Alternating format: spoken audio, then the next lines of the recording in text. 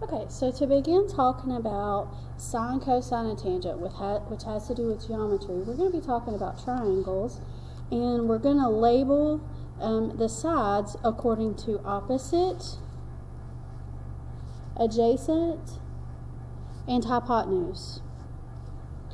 So the interesting part is that you always have to start with the angle that is given to you.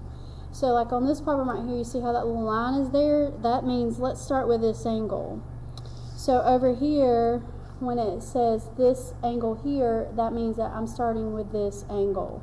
So when I label opposite, adjacent, and hypotenuse, I'm always labeling it based on whatever angle is given to me.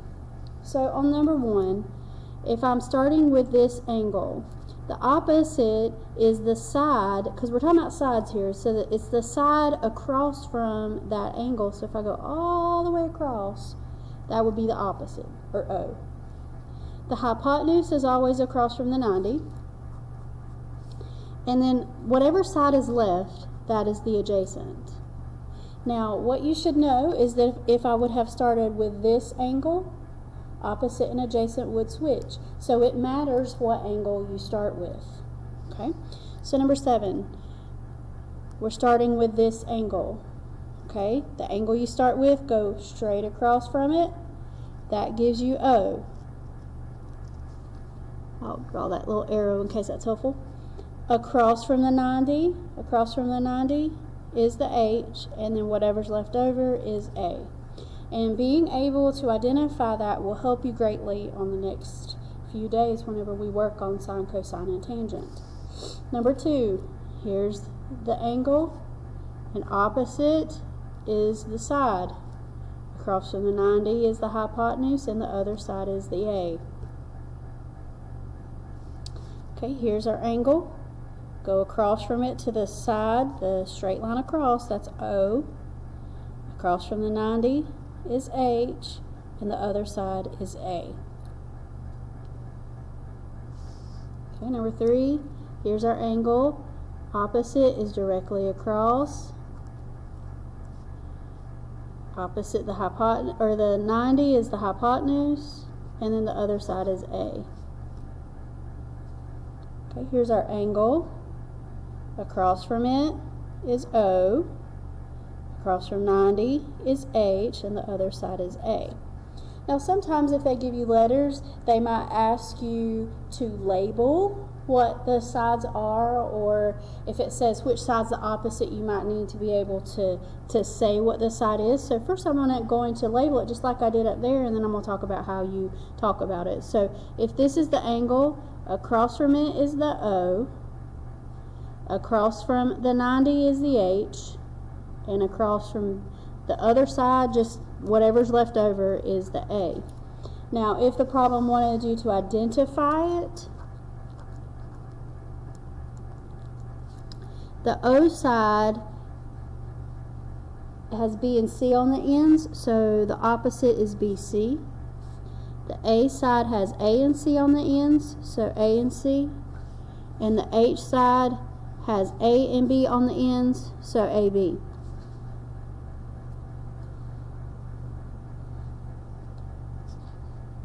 Okay, number 10.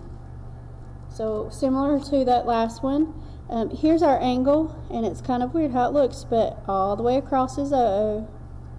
Across from the 90 is the H, and then the other side is A. So then I'm just going to label those again. So the O side would be P and Q, or Q and P, whichever way you want to write it is fine. A, look at the two angles, you just write them down. And then H,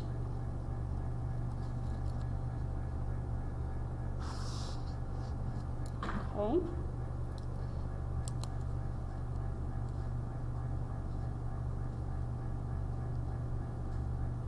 So number 5,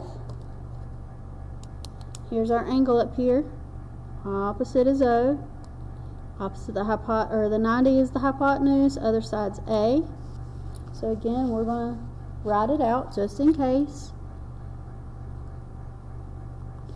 O is DF. A is DE. and then H is the last side, which is EF. 11.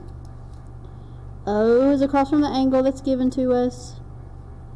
That's 90. That's the hypotenuse, and the other side is the A. So O is IJ. A is HI. And then HJ is H.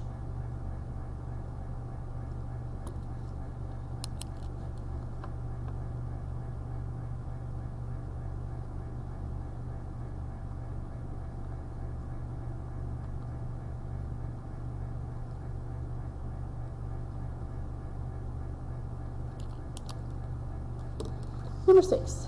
Alright, so this one's different because they labeled the sides for us, but they just labeled them with letters. They did not label them with O, A, and H, which is what we're really trying to identify. So here's our angle. O is opposite. Across from the 90 is H, that's H. And then the other side, oh, that's nice, it's still A.